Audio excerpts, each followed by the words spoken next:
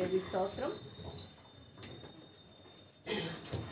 యేసుక్రీస్తు నామంలో మరి ఒకసారి మీ అందరికీ నా ప్రత్యేకమైన వందనాలు తెలియజేస్తున్నాను. మరి షారోన్ ఆధ్యాత్మిక గీతంలో నుంచి 28వ పాట పాడదామండి. ఇంతకాలం నీదు కృపలో పాడిన తర్వాత మరి special song in Malayalam.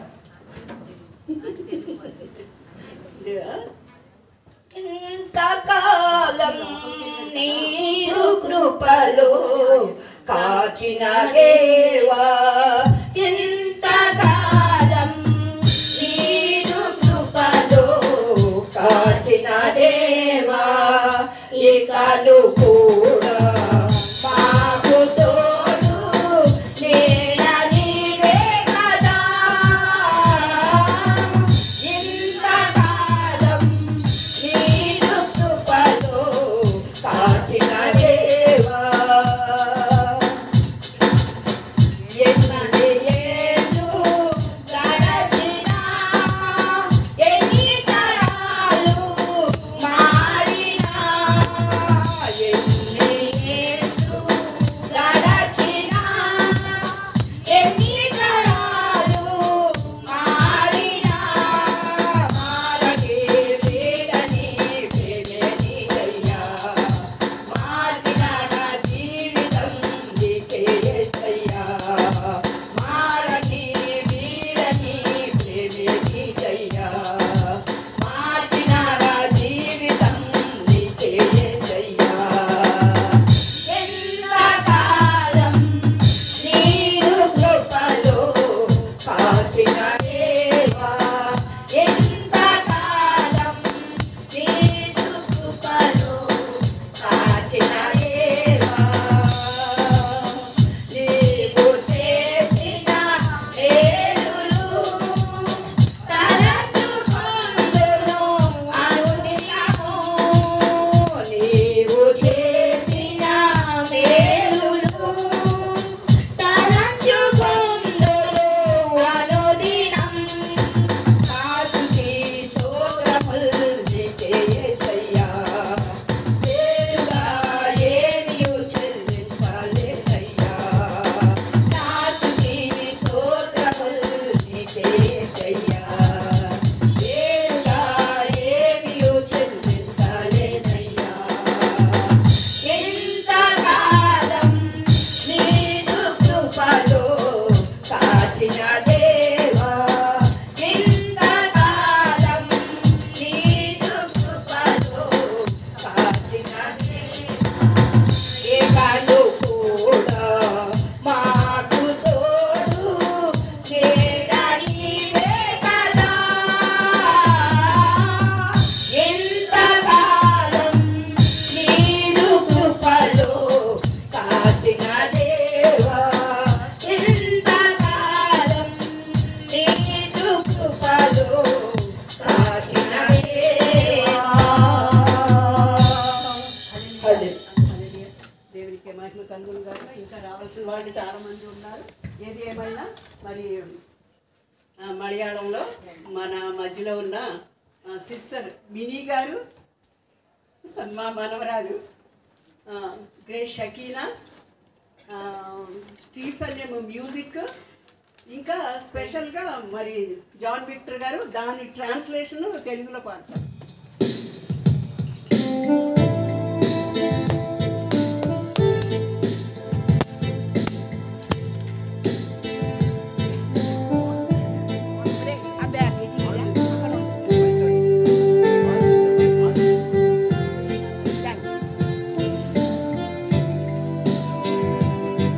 Ni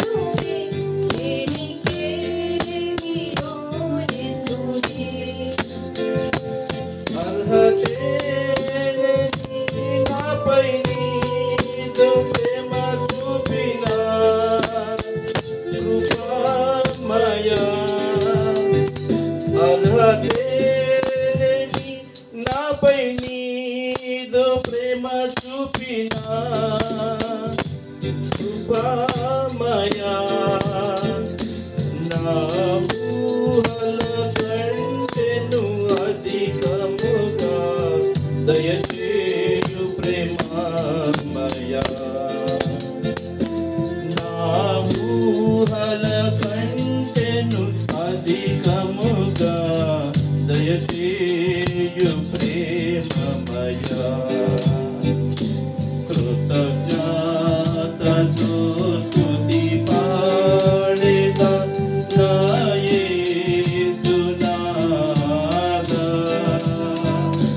నాకై నీవు చేసిన మేళ్ళకై కోటి కోటి కృతజ్ఞతలు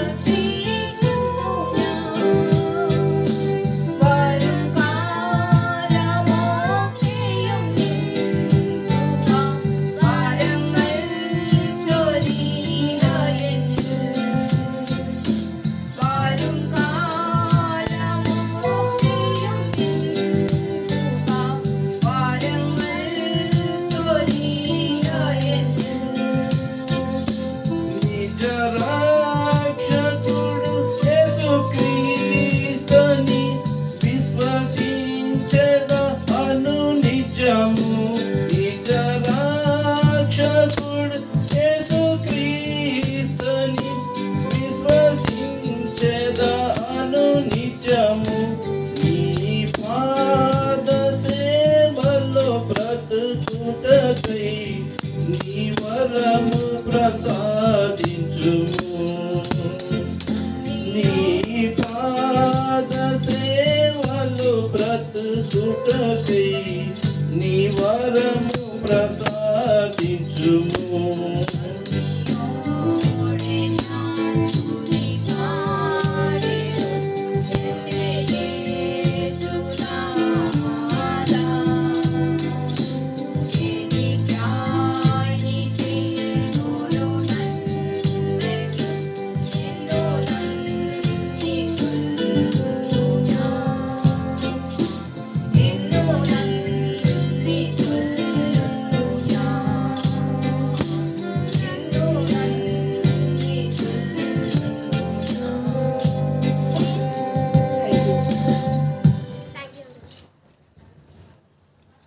హల్లెలూయా.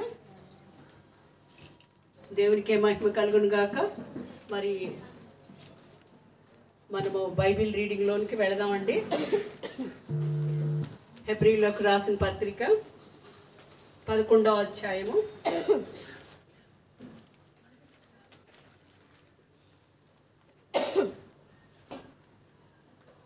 38 నుంచి 40 వరకు మన మధ్యలో ఉన్న శాంతి భాస్కర్ గారు చదువుతారు. హెబ్రీయులకు రాసిన పత్రిక, మరి అలాగే ఇంగ్లీష్లో జాన్ బుక్ గారు చదువుతారు. సుజన్ సిస్టర్ వచ్చారా? Hebrews 11th chapter 38 to 40. 38 verse number 38 to 40. హెబ్రీయులకు రాసిన పత్రిక 11వ అధ్యాయము 38 నుంచి 40 వచనాల వరకు. గొర్రె చర్మములను మేక చర్మములను వేసుకొని గొర్రె చర్మములను మేక చర్మములను వేసుకొని దరిద్రులయుండి శ్రమపడి హింస పొందుచు అడవుల్లోనూ కొండల మీదను గుహల్లోనూ సొరంగములోనూ తిరుగులాడుచు సంచరించిరి. అట్టి వారికి ఈ లోకము యోగ్యమైనది కాదు. వీరందరూ తమ విశ్వాసము ద్వారా సాక్ష్యం పొందిన వారే. మనము లేకుండా సంపూర్ణులు కాకుండా నిమిత్తము దేవుడు మన కొరకు మరి శ్రేష్టమైన దాన్ని ముందుగా సిద్ధపరచును కనుక వీరు వాగ్దానం అనుభవింపలేదు. Praise lord. దేవుడు తన వాక్యాన్ని దీవించును గాక. మరి బ్రదర్ జాన్ విక్టర్ గారు.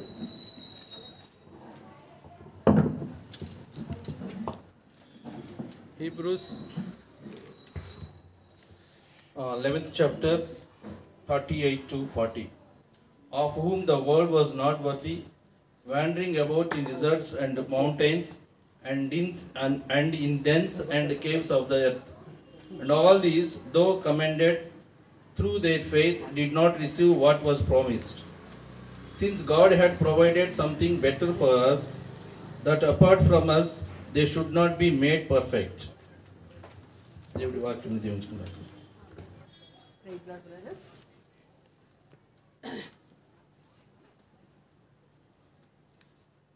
దేవునికే మహిమ కలుగును గాక. మరి మన మధ్యలో మా మనవరాలు ఉన్నది. వాళ్ళ తాతయ్య గారి గురించి కొన్ని మాటలు చెప్తుంది. అంటే టైము సేవ్ చేయాలి, దూరంగా నుంచి వచ్చారు కనుక మరి మిమ్మల్ని ఇబ్బంది పెట్టకూడదు, వాక్యం ఎక్కువ వినాలి అనే ఉద్దేశంతో అంటే ఆదరణ మాటలు ఏమీ లేకుండా డైరెక్ట్ మెసేజ్. అంటే మరి కిషోర్ గారి మెసేజ్ కొరకు అందరం ఎదురు చూస్తున్నాము. మరి అందరికీ తెలుసు ఆయన ఇంటర్నేషనల్ స్పీకర్ అని. కనుక మరి తొందరగా మనము త్వరగా అంటే ఇంకా రావాల్సిన వాళ్ళు ఎంతోమంది ఉన్నారు. మరి ఏది ఏమైనా మరి మనం ముందుకు ప్రొసీడ్ అవుదాం. స్మైలీ వాళ్ళ తాతగారి గురించి ఆమెకు ఒక్కదానికే ఛాన్స్ ఇచ్చామన్నమాట. అంటే only one grand daughter. Greetings to everyone in the name of our Lord and Savior Jesus Christ. And here I am standing to say about my grandpa. There are a lot of things. There are a lot of things to share about him. The first thing I liked from him was the way he used to take me after school to the hotel over there, and he used to buy me tea and biscuit, and we would I would really love to go daily as soon as I came from school. And also grandpa used to buy me so many things whenever I asked, and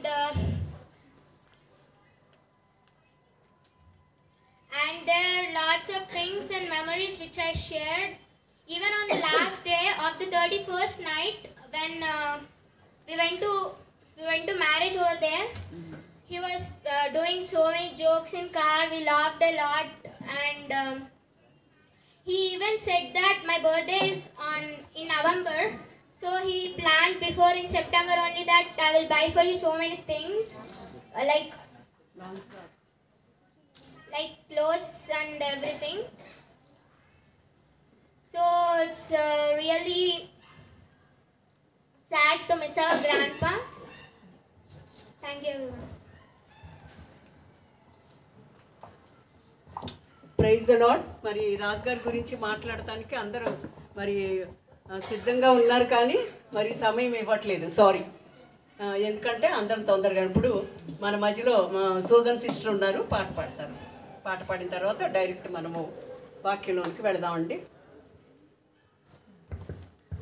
praise the lord అందరికీ. ఈ పాట అందరికి వచ్చి అనుకుంటే వచ్చిన వాళ్ళు మాతో పాటు ఏకీభవించండి.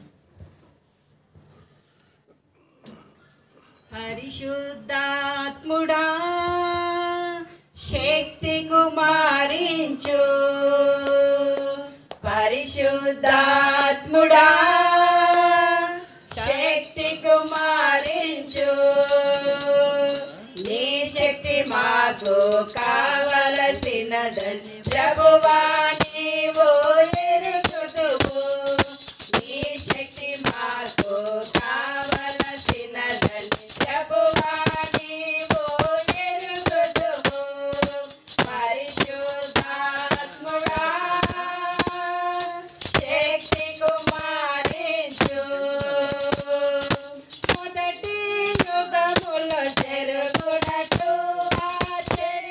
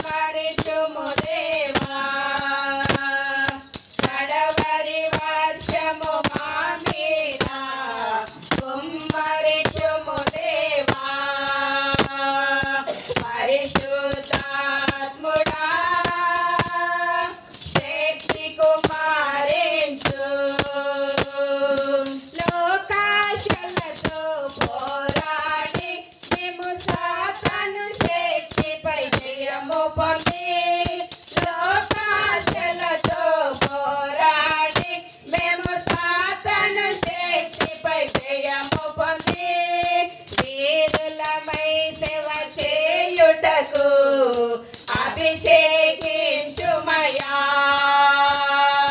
వీరులమై సేవ చేయుటకు అభిషేకించుమయా పరిశుద్ధాత్ముడా శక్తి కుమారించు పరిశుద్ధాత్ముడా శక్తి కుమారించు నీ శక్తి మాకు కావలసినదని ప్రభువా నీవు ఎరుగుదువు నీ శక్తి మాకు కావలసినదని ప్రభువా నీవు ఎరుగుదువు పరిశుద్ధాత్ముడా శక్తి కుమారించు హల్లెలూయా హల్లెలూయా. దేవునికి మహిమ కలుగును గాక. మరి మన వాక్యంలోనికి వెళ్ళక ముందుగా మరి ప్రార్థనలో మరి ఇద్దరం ప్రార్థన చేద్దాం. మొట్టమొదటిగా పణికర్ గారు ప్రార్థనలో నడిపిస్తారు. తర్వాత జీవరత్నం గారు ప్రార్థనలో నడిపించిన తర్వాత మరి మన వాక్యంలోనికి వెళదామండి.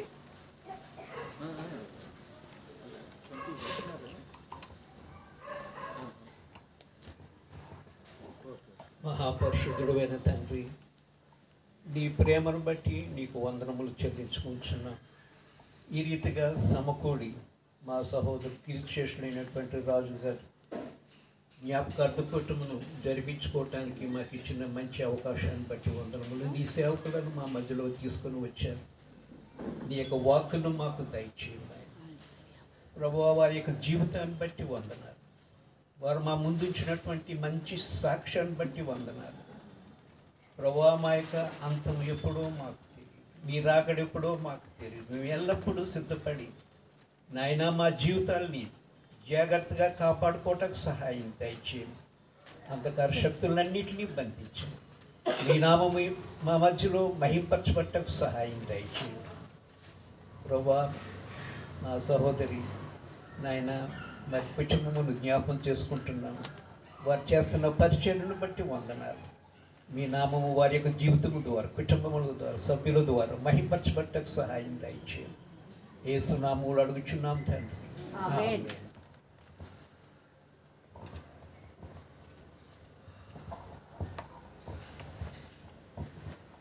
పరిశుద్ధమైన తండ్రి, మహోన్నతుడా, ప్రేమగలిగిన దేవా, నీకు వందనాలు తండ్రి. నాయన మరి ఈరోజు నువ్వు ఏర్పాటు చేసిన ఈ దినాన నీతిమంతులను జ్ఞాపకం చేసుకునుట ఆశీర్వాదకరము. నీ దాసుని ప్రభా మరి మేము ఈరోజు జ్ఞాపకం చేసుకోవడానికి నీ దాసురాలు ప్రభా మరి ప్రతి ఒక్కరిని ప్రేమతో నీ నామమున ఆహ్వానించిన తండ్రి. వచ్చిన మేమందరము ప్రభా మరి నిన్ను గణపరచవాలగా తండ్రి మేము ఉండాలి నాయన. మరి నీ దాసుని నీ శిరసాడుగు మరుగుపరుచుకొని నా తండ్రి మరి ఏ వాక్యంతో ప్రభా మమ్మల్ని నా తండ్రి మరి తృప్తిపరచబోతున్నావో, ఏ వాక్యం అయితే మా కొరకు నీ దాసుని ద్వారా పంపించి ఉన్నావో తండ్రి, ఆ వాక్యం కొరకు ప్రభా మేము కనిపెట్టే వారిగా ఉండాలి నాయన. తండ్రి మరి వచ్చిన వారందరినీ జ్ఞాపకం చేసుకో ప్రభా నాయన. మరి ఏ మాట అయితే చెబుతున్నాడో ప్రతి ఒక్క మాటను మేము విని ఆ మాటను ప్రభా ధ్యానించడానికి సహాయం చేయమని అడుగుతూ ఉన్నాము తండ్రి. మరి ఈ కుటుంబం కొరకు ప్రభా మరి నాయన ఈరోజు సిద్ధపరిచిన ఈ దినాన నా తండ్రి నువ్వు ఆదరించే దేవుడు ప్రభా, ఓదార్చే దేవుడు తండ్రి. ఈ కుటుంబంలో ప్రభా ఏదైతే కావాలో ప్రతి ఒక్క అక్కర తీర్చే దేవుడు నీకు స్తోత్రాలు. కూడి వచ్చిన దాసులను ప్రతి ఒక్క కుటుంబాన్ని మమ్మల్ని నీ చేతికి అప్పగిస్తూ యేసు నామమున అడుగుతున్నాం తండ్రి, ఆమేన్. యేసుక్రీస్తు నామంలో మరి ఒకసారి మీ అందరికీ నా ప్రత్యేకమైన వందనాలు తెలియజేస్తున్నానండి. దేవునికి స్తోత్రం. మరి ఆయన గురించి చెప్పాలి అని నాకు ఆలోచన లేదు, కానీ మరి దేవుడు నాకు ఇచ్చిన తలంపును బట్టి ఆయన ఎలాగూ ఆత్మీయంగా ఎదగలిగారు అనేది ఒక 2 మాటలే చెప్పాలి అని తలస్తున్నాను. మరి అంటే అంతకుముందు అయితే ఆయన సోసో అలా ఉండేవారు యాజ్ ఎ క్రిస్టియన్గా. సాధారణంగా మనం చిన్న చిన్న కాటేజ్ ప్రేయర్స్ లేకపోతే చిన్న చిన్న కూడికలు అంటే చాలా నిర్లక్ష్యంగా వెళ్తాంలే, ఇవాళ ఆ పని ఉంది కదా, ఈ పని ఉంది కదా అని మనం తలస్తాం. కానీ ఎల్ఎఫ్ వారు ఇక్కడ మరి మనకందరికీ తెలుసు విక్టర్ గారి ఇంట్లో మరి మండే ప్రేయర్ పెడతా ఉండేవారు. దానివల్ల నిజంగా ఆయన ఎంతగానో ప్రతి వారము మమ్మల్ని 6:30కే మమ్మల్ని ఇంకా తయారవ్వలేదా, ఇంకా అవ్వలేదా అని 10 to 7 కల్లా మమ్మల్ని అందరినీ లాక్కెళ్ళిపోయేవారు అనమాట. అంటే సాధారణంగా మన కాటేజ్ ప్రేయర్స్ పెద్ద పెద్ద సంఘములకు, లేకపోతే పెద్ద మీటింగ్లు ఎక్కడుంటాయో అక్కడికి వెళ్ళాలి, అక్కడ వాక్యం వినాలి, అలా అని మనం తలస్తాము. కానీ చిన్న కాటేజ్ ప్రేయర్లో ఆయన ఎంత బలం పొంది చివరకు ఆయన దేవుని దగ్గరికి వెళ్ళారు అనేది ఖచ్చితంగా, దేవుని మహిమలో ఆయన ఉన్నారు అనేది నేను ఖచ్చితంగా చెప్పగలను. దేవునికి స్తోత్రం. అంటే అంతగా ఆయన డెవలప్ అయ్యారన్నమాట. ప్రతి వారము అక్కడ వాక్యానికి వెళ్ళటం, మరి మధ్యలో మళ్ళీ సండేస్ బ్యాథన్ ప్రేయర్ ఫెలోషిప్లో, మళ్ళీ వెన్స్డేస్ అలాగా, అంటే ఎప్పుడు అక్కడెక్కడ వెళ్తానే ఉండేవారు. కానీ అంటే నేను చెప్పేది ఏంటి అంటే, మనము ఒక విధంగా నిర్లక్ష్యం చేసే దానిలోనే దేవుడు మనల్ని అలక్ష్యం చేయకుండా లక్ష్యం చేసి ఆయన్ని అభివృద్ధి పరిచాడు. దేవునికే మహిమ కలుగును గాక. దేవునికే మహిమ ప్రభావాలు చెల్లిస్తూ ఉన్నాము. ఇప్పుడు మన మధ్యలో మరి కిషోర్ బ్రదర్ ఉన్నారు, ఆయన గురించి నేను ఇంకా చెప్పక్కర్లేదు. ఆల్మోస్ట్ అందరికీ 90% బ్రదర్ తెలుసు. అందుకే ప్రత్యేకంగా మా ఇంట్లో ఉండే జరిగే ఏమంటారు ఫంక్షన్స్ అన్నిటికీ బ్రదర్ కంపల్సరీ ఉంటారు. ఎందుకు అంటే మరి మేము అమ్మ సేవ చేసినప్పటి నుంచి ఆయన మరి అప్పుడు ఇంత చిన్నగా ఉన్నారు, అప్పటి నుంచి అమ్మతో కలిసి సేవ చేశారు.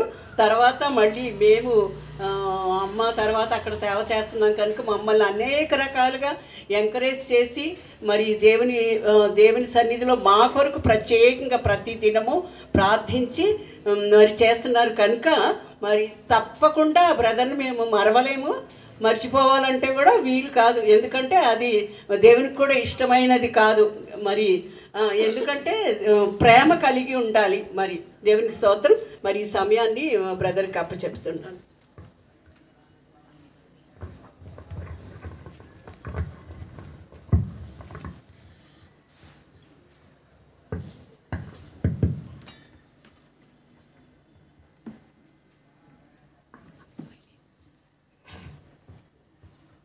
యేసుక్రీస్తు ప్రశస్త నామంలో మరి కూడి వచ్చిన మీకు అందరికీ వందనాలు చెప్తూ ఉన్నాను. ఈ కుటుంబానికితో నాకున్న బంధం అమ్మగారు ఉన్నప్పటి నుండి, శాంతకుమారి గారు అమ్మగారు ఉన్నప్పటి నుండి దరిదాపు ఒక 35 సంవత్సరాల సంబంధం మాది. అమ్మగారు ఉన్నప్పుడు నేను యవనస్తుడిగా ఉండేవాడిని. ప్రతి విషయంలో నన్ను ఎంకరేజ్ చేసేవారు. అంత మాత్రమే కాదు, కొన్ని విశ్వాస సంబంధమైన జీవితాల గురించి, అప్పుడు యవనస్తుడిని కదా, ఏదో వాక్యం చెప్పి వెళ్ళిపోవటం వరకే. అయితే అమ్మగారి దగ్గర నేను నేర్చుకున్నది ఒకటి చెప్పి వాక్యంలోకి వెళ్తాను. ఎవ్రీ ఇయర్ ఇన్కమ్ ట్యాక్స్ కాలనీలో మీటింగ్స్ పెట్టేవారు అమ్మగారు, ఓపెన్ గ్రౌండ్ మీటింగ్స్. ఆ రోజుల్లో ఓపెన్ గ్రౌండ్ మీటింగ్ అంటే 8 years అప్పుడు ఒక్కతే నిలబడి ఇన్కమ్ ట్యాక్స్ గ్రౌండ్లో స్టే చేసి మీటింగ్స్ ఎవ్రీ ఇయర్ ఒక 4 days పెట్టి అనేకుల్ని పిలిచేది. ఒకరోజు నేను అడిగాను అమ్మగారు, అమ్మ మరి రివైవల్ మీటింగ్ అంటే ఓపెన్ గ్రౌండ్ మీటింగ్, స్టేజు, తర్వాత సౌండ్ సిస్టము, మ్యూజిషియన్స్కు చాలా ఖర్చు అవుతుంది, మనం బుక్లు ప్రింట్ చేసి ఎవరి దగ్గర అడుగుదామా అని అడిగాను. అమ్మ చెప్పిన మాట నేను ఎప్పుడు మర్చిపోను, కిషోర్ ఇంతవరకు ఎప్పుడు నేను ఎవరిని అడగలేదు, నేను కూర్చొని ప్రార్థన చేస్తాను, దేవుడు నాకు అవసరమైనది దేవుడు పంపిస్తాడు. ఈ విశ్వాసాన్ని గురించి అమ్మ దగ్గర నేను నేర్చుకున్నాను. అప్పటి నుండి నేను కూడా అదే విశ్వాసంలో నడుస్తూ ఉన్నాను. ఈ దినము వర్తమానానికి వెళ్ళక మునుపు ఒక చక్కటి సాదృశ్యం చెప్పి వర్తమానానికి వెళతాను. అమ్మ జాగ్రత్తగా వినండి, నేను అటు ఇటు తిరగద్దు, జాగ్రత్తగా వినండి. ఒక మంచి ఎగ్జాంపుల్ ఇస్తాను. ఒక మెజిస్ట్రేట్ సాధు సుందర్ సింగ్ దగ్గరికి వెళ్ళి ఒక ప్రశ్న వేశాడు. సుందర్ సింగ్, ఎన్నో మత గ్రంథాలు చదివాను, ప్రతిరోజు దేవుడు అనేక మందిని పుట్టిస్తూ ఉన్నాడు, అదే రీతిగా ప్రతిరోజు కొంతమంది చచ్చిపోతూ ఉన్నారు. ఏంటి దేవునికి లాభం? పుట్టించటం ఎందుకు, చంపటం ఎందుకు, దీని వలన దేవునికి ఏంటి లాభం అని సాధు సుందర్ సింగ్ని అడిగారు. సాధు సుందర్ సింగ్ ఆ మెజిస్ట్రేట్తో, బాబు నువ్వు చాలా జ్ఞానవంతుడివి, విద్యావంతుడివి, నీ అంత చదువును నేను చదువుకోలేదు, నీ అంత జ్ఞానము నాకు లేదు, అయితే దేవుడు నాకు ఇచ్చిన జ్ఞానాన్ని బట్టి నీవు వేసిన ప్రశ్నకు జవాబు చెప్పటానికి ప్రయత్నం చేస్తాను, ఒకవేళ అది నీకు రుచిగా ఉంటుందో లేదో తెలియదు అని ఎగ్జాంపుల్ చెప్పాడు. ఒక రైతు పొలాన్ని దున్ని విత్తనము వేసి నారు పోసి నీరు పోసి ఆ మొక్క పెరిగినంత వరకు కలుపు మొక్కలు తీసి ఆ మొక్కను జంతువులు పాడు చేయకుండా చుట్టూ ఫెన్సింగ్ చేసి ఇంత శ్రమపడి ఇన్ని దినాలు కష్టపడి మొక్క పెరిగిన తర్వాత పంట పరిపక్వతకు వచ్చిన తర్వాత మొక్కను కోసేస్తూ ఉన్నాడు. అమ్మా అర్థమవుతుందా చెప్పింది? మొక్క కోసేసి, ఒకవేళ ఆ మొక్కకే గనక నోరుంటే, అరే ఇన్ని దినాలు నువ్వు నీరు పోసావు కదా, నారు పోసావు కదా, పొలాన్ని దుక్కి తిన్నావు కదా, ఎరువేసావు కదా, ఇంత చక్కగా కలుపు మొక్కలు తీసి జంతువులు ఈ మొక్కలు తినకుండా చుట్టూ ఫెన్సింగ్ చేసి ఇంత భద్రంగా కాపాడిన ఈ మొక్కను ఒకవేళ ఆ మొక్కకే జీవం ఉంటే, నోరు ఉంటే, ఎందుకు నరికేస్తున్నావు, పేకేస్తున్నావు? అది మొక్కకు తెలియదు. అంటే ఈ మొక్క నరకడం వలన అనేకులు ఆకలి తీరుతూ ఉంది. అమ్మా ఇప్పుడు ధాన్యపు మొక్క ఏమంటారు, మనకి వ్యవసాయం అది కోయటం వల్ల ఏం జరుగుతుంది? అనేకులు ఆకలి తీరుతుంది, మనుషులందరికీ మేలు కలుగుతూ ఉంది. రైతుకు కూడా అంత కష్టపడి ఆ యొక్క మొక్కను పెంచి పెద్ద చేసి పంట పరిపక్వతకు వచ్చిన తర్వాత ఆ మొక్కను కోయటం వల్ల రైతుకు కూడా సంతోషం కలుగుతుంది. మనం పంట లాంటి వారము. ఆ పంట పరిపక్వతకు వచ్చినప్పుడు దాన్ని కోసేస్తాడు. ఎందుకు కోసాడో మనకు తెలియదు, మొక్కకు తెలియదు ఎందుకు కోసాడో, అయితే కోసిన రైతుకు తెలుసు. కనుక పుట్టించిన దేవుడు ఎందుకు తీసుకున్నాడు, ఎందుకు పుట్టించాడు, ఒక దినం అక్కడికి వెళ్ళినప్పుడు మనకు తెలుస్తుంది. ఈరోజు ఫిబ్రవరి 11వ అధ్యాయం అనగానే ఏంటి చెప్పాలండి? విశ్వాసుల పట్టిక. విశ్వాసుల పట్టిక అంటే వీరందరూ కూడా భూమి మీద జీవించినప్పుడు విశ్వాస సంబంధమైన జీవితం చేసి పరలోక పౌరసత్వం సంపాదించుకొని వారి జీవితయాత్ర ముగించగానే నిత్యత్వంలోనికి వెళ్ళారు. ఈరోజు అన్న కూడా 4 సంవత్సరాల క్రితం అక్క 4 years క్రితం తన పిలుపును అందుకొని నిత్యత్వానికి వెళ్ళిపోయాడు. అయితే ఆ నిత్యత్వానికి వెళ్ళిపోవటానికి ఏం చెయ్యాలి? 4 కార్యాలు చెప్తాను. అమ్మ చదివిన వాక్యం 38వ వాక్యంలో ఏముందో తెలుసా? ఈ లోకము యోగ్యమైనది కాదు అని యోగ్యమైనటువంటి స్థలాలు ఎన్నుకున్నారంట. ఎవరు? నీతి కలిగి ఒక మనుష్యుడు జీవించటానికి, యథార్థత కలిగి ఒక మనుష్యుడు నడుచుకోవటానికి, పవిత్రత కలిగి జీవించటానికి ఈ లోకం యోగ్యమైనది కాదు. కనుక యోగ్యమైన లోకం ఏంటంట? వీరు వారి నివాసాలను 4 స్థలాల్లో ఏర్పరచుకున్నారు.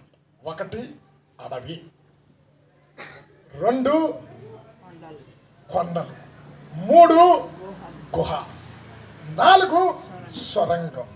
అమ్మా యోగ్యము కాని స్థలాలలో లోకములో యోగ్యులుగా వారు జీవించటానికి, వాక్యానుసారంగా నడుచుకోవటానికి, ఆ పరలోక సాక్ష్యం పొందుకోవటానికి, భూమి మీద వారి జీవితయాత్ర ముగించుకొని నిత్యత్వంలో అడుగు పెట్టడానికి వారు ఈ లోకములో ఎన్నుకున్న స్థలాలు 4 ఉన్నాయి.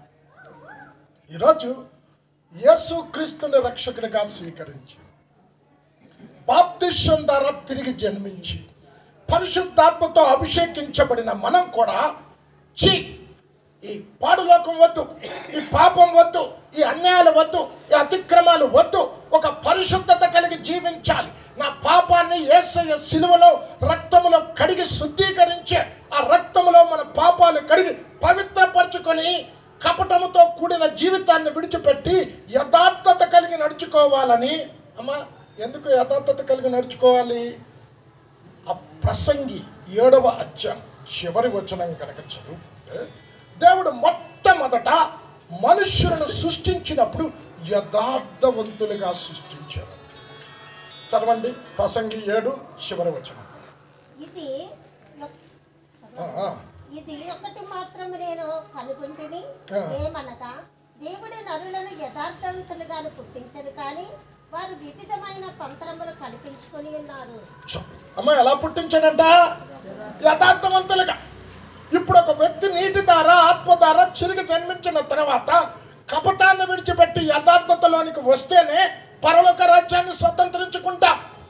పాపం చేసిన తర్వాత కపటం వచ్చింది. అయితే ఈరోజు ఈ అపవిత్రమైన జీవితాన్ని విడిచిపెట్టి పరిశుద్ధ కలిగిన జీవితం జీవించాలి, వాక్యానుసారంగా నడుచుకోవాలని యేసును రక్షకుడిగా స్వీకరించాం. అయితే ఎంతమంది యథార్థత కలిగి నడుచుకుంటున్నారు? ఎంతమంది నీతి కలిగి నడుచుకుంటున్నారు?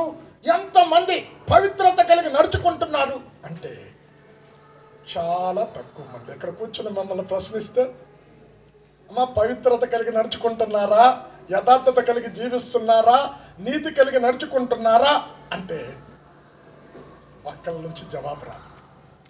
అయితే నీకు అలాగ జీవించాలని లేదా? ఉంది.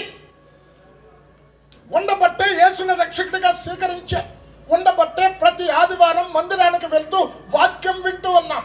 అయినా ఈ లోకం మనుషులు జీవించటానికి ఒక పరిశుద్ధత కలిగి యోగ్యమైనది కాదు.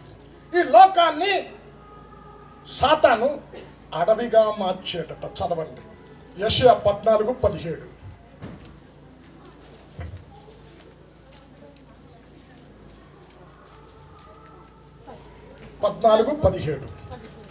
లోకమును అడవిగా మార్చి భూమి నిన్ను చూచువారు నేను నిదానించి చూచినట్లు ఇట్లు తలపోయేదురు.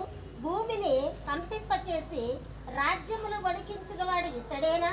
లోకమును అడవిగా చేసి దాని పట్టణములను పాడు చేసిన వాడు ఇతడేనా?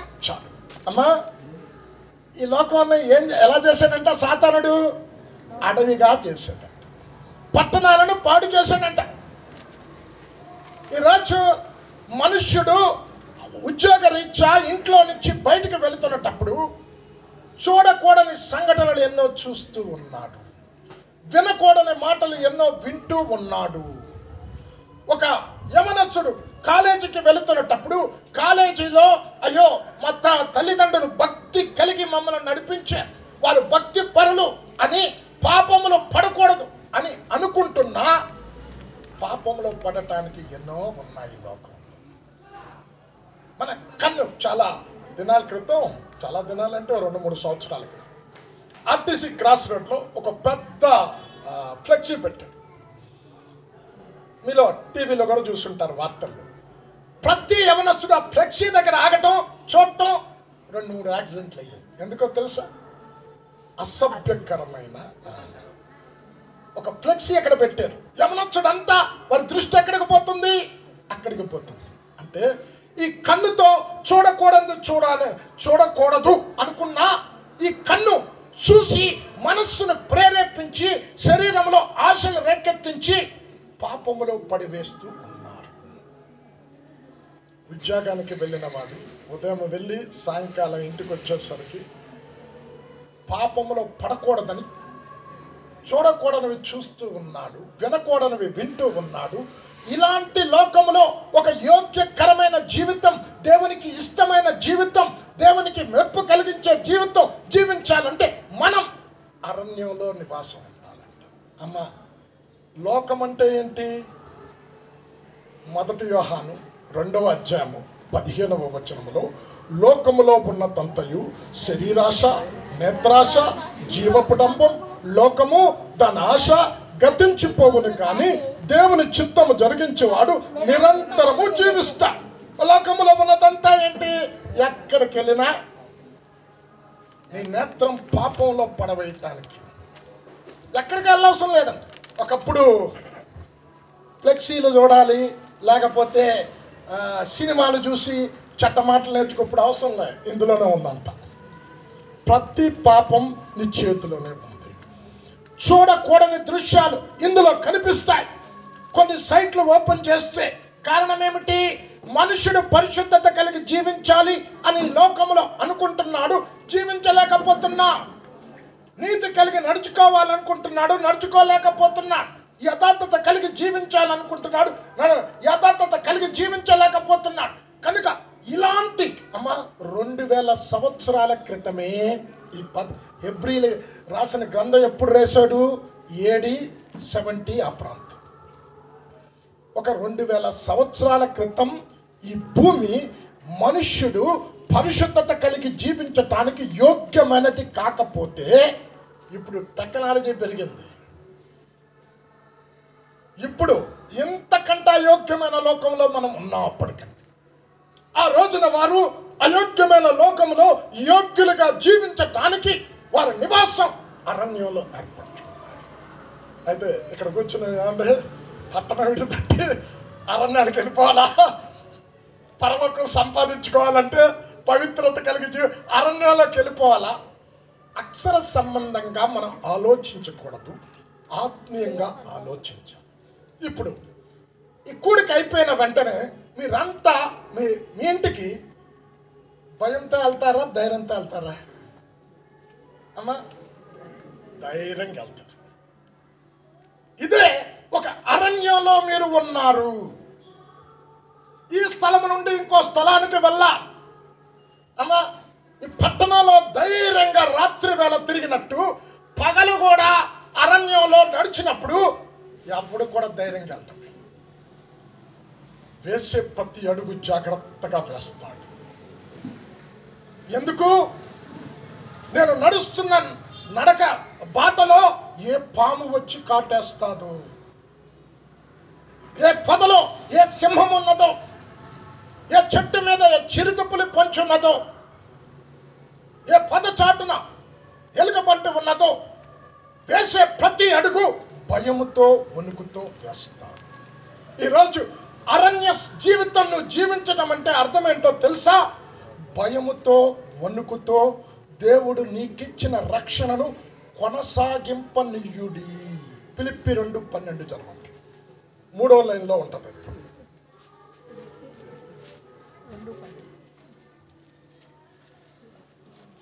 కాక నా ప్రియులారా, మీరు ఎల్లప్పుడూ విధేయులైన ప్రకారము నా ఎదుట ఉన్నప్పుడు మాత్రమే కాక మరి ఎక్కువగా నేను మీతో లేని ఈ కాలమందును భయముతోనూ వణుకుతోనూ మీ సొంత రక్షణ కొనసాగించుకొనిడి. అమ్మా, రక్షణ ఉచితమే. ఆ రక్షణని కాపాడుకోవటానికి ఏం చేయాలంట? భయముతో వణుకుతో కాపాడుకోవాలి. ఇప్పుడు అరణ్యంలో భయం లేకుండా స్వేచ్ఛగా హ్యాపీగా నడుచుకొని వెళ్తాడు ఎవడైనా?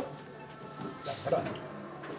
అంటే అరణ్య అనుభవము భయముతో కూడిన జీవితానికి సాదృశ్యం.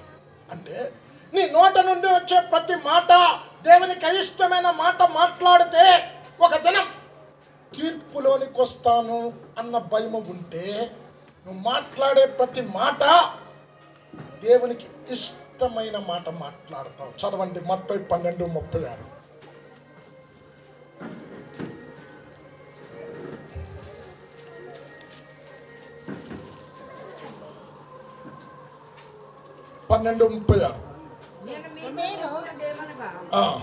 మనుషులు పలుకు వ్యర్థమైన ప్రతి మాటను గుర్చి విమర్శ దినం లెక్క చెప్పవచ్చు.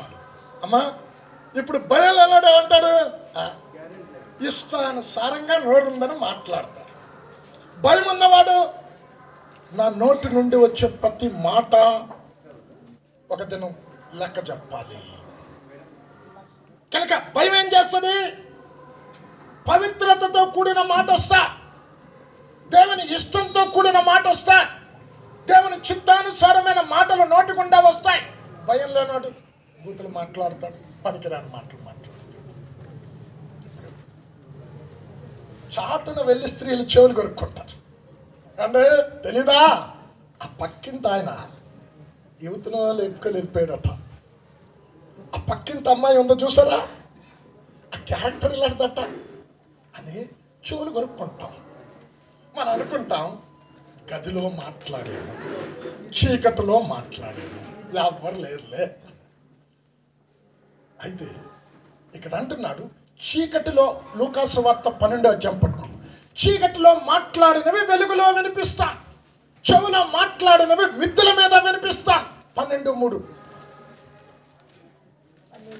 అందుచేత మీరు చీకటిలో మాట్లాడుకునేదని విన్నవి వెలుగులో వినబడును, మీరు గదుల యొక్క చెవిలో చెప్పుకునేది మిద్దెల మీద చాటింపబడును.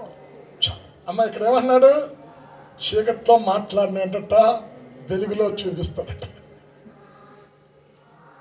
చెవులో మాట్లాడినవి మిద్దెల మీద వినిపిస్తాడు. అరణ్య జీవితం దేన్ని చూపెడుతుందంటే భయముతో కూడిన జీవితాన్ని చూపెడుతూ ఉన్నది. నువ్వు వేసే ప్రతి అడుగు భయముతో వెయ్యా. ఒక దినం నువ్వు చేసిన ప్రతి క్రియల చొప్పున తీర్పు ఉన్నది. ఆ తీర్పు తీర్చేటప్పుడు పక్షపాతము చూపడు. అమ్మ 1 పేతురు 1వ అధ్యాయం పట్టుకోమ్మా.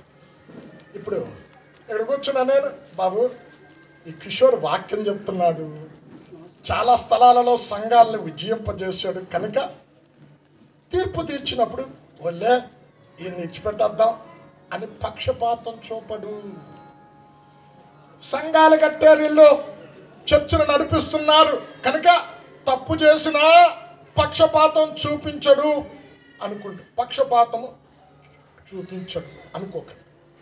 నువ్వు దశమ భాగాలు ఇచ్చినా, వాయిద్యాలు వాయించినా, పాటలు పాడినా, దేవునికి వ్యతిరేకమైన కార్యం చేస్తే ఒక దినం నువ్వు చేసే ప్రతి పని ఏంటి తీర్పులోనికి వస్తుంది. 1 పేతురు 1:17.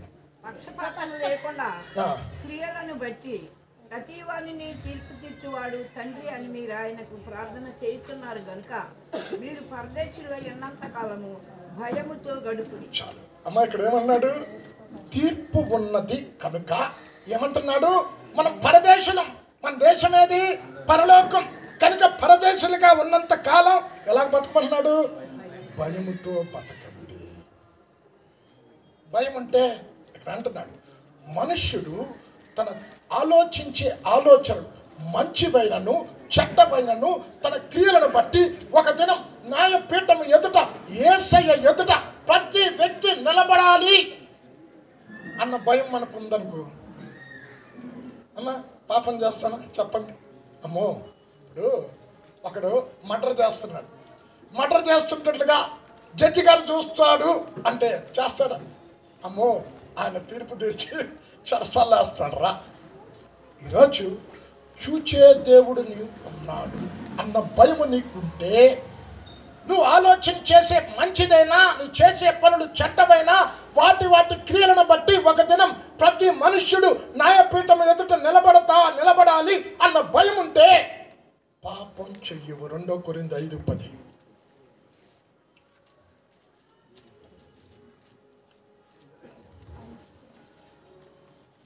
కావున దేవుడు మా ద్వారా వేడుకున్నట్లు మేము క్రీస్తుకు రాయబడినమై దేవునితో సమాధాన 2 కొరింథీ 5వ అధ్యాయము 10వ వచనం. ఎందుకనగా తాను జరిగించిన క్రియల చొప్పున అవి మంచివైనను సరే చెడ్డవైనను సరే దేహముతో జరిగించిన వాటి ఫలమును ప్రతివాడును పొందినట్లు మనమందరమును క్రీస్తు న్యాయపీఠం ఎదుట ప్రత్యక్షము కావాలను. అమ్మా ఇక్కడ కూర్చున్న మనందరం మన దేహంతో చేసిన ప్రతి పాపపు పని ఆయన ఎదుట ఒక దినం నిలబడాలి అన్న భయము నీకుంటే పాపం చేస్తామని చెప్పండి.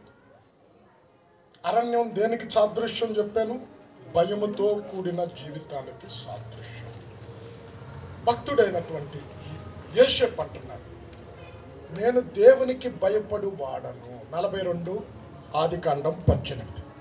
ఇక్కడ ఒక వ్యక్తి పరలోకాన్ని స్వాధీనపరచుకోవాలంటే, ఈ లోక జీవితయాత్ర ముగించుకొని నిత్యత్వంలో అడుగు పెట్టాలంటే తను వేసే ప్రతి అడుగు భయముతో వేయాలి, మాట్లాడే ప్రతి మాట భయముతో మాట్లాడాలి.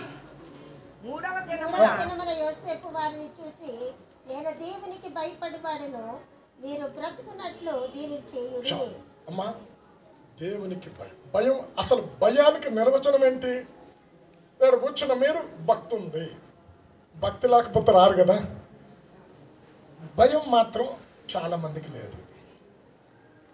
భయముతో కూడిన భక్తి ఉండాలి. భయానికి నిర్వచనం ఏంటంటే కీర్తన 4వ సంకీర్తన 4వ చరణంలో భయము నొంది పాపము చేయదు. అమ్మా, యెహోవా యందు భయభక్తులు కలిగి ఉన్నాను నేను అని చెప్పడానికి సాదృశ్యం ఏంటంట? సామెతలు 8వ అధ్యాయం 17వ వచనములో యెహోవా యందు భయభక్తి, 8వ అధ్యాయం 13వ వచనములో యెహోవా యందు భయభక్తులు కలిగి ఉండుట చెడుతనమును అసహించుకున్నట. అమ్మా, ఆ రోజున అయోగ్యమైన లోకములో యోగ్యులుగా జీవించటానికి వీరు ఎన్నుకున్న స్థలం ఏంటో తెలుసా? అరణ్యానికి వెళ్ళి అక్కడ నివాసం. ఈరోజు ఇంకేంటి చెప్తుంది అరణ్యం? ఇశ్రాయేలు ప్రజలను పస్కా గొర్రె పిల్ల రక్తము ద్వారా విమోచించి వారిని 40 సంవత్సరాలు ఎక్కడ నడిపించాడు చెప్పండి? అరణ్యంలో. పట్టణాల్లో నడిపించలే, అరణ్యంలో. వారికి పచ్చని పొలాలు ఎక్కడ కనబడలేదు. ఎక్కడ చూసినా ఇసుక తెన్నెలు, ఎడారి ప్రాంతం,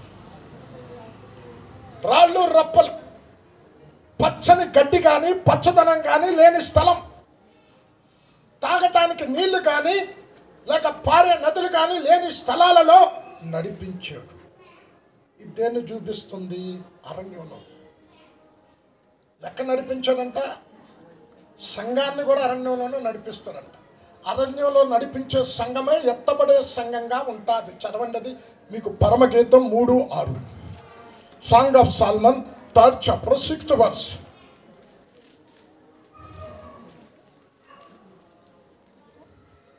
చదవమ్మా, పరమగీతం 3:6. ధూమస్తంభముల వలె అరణ్య మార్గముగా వచ్చు ఇది ఏమి? చాలు అమ్మా, ఇది ఎవరి గురించి చెప్పాలి? చదివారు కదా, ఎవరి గురించి? పరమగీతం చదివినప్పుడు ఎలా చదవాలమ్మా? యేసయ్య పెళ్లి కుమారుడు, నువ్వు వధువు. అంటే ఇక్కడ అరణ్య మార్గంలో నడుస్తున్నది ఎవరు? సంఘం. సంఘం అరణ్యంలో నడవడం అంటే, ఇప్పుడు ఒక వ్యక్తి చనిపోగానే ప్రతిదీ పెట్టే వాక్యం ఏంటో చెప్పండి. ప్రతి వాళ్ళు పెట్టే వాక్యం చెప్పండి. సామెతలు 10:7 ఉంటుంది, చెప్పండి.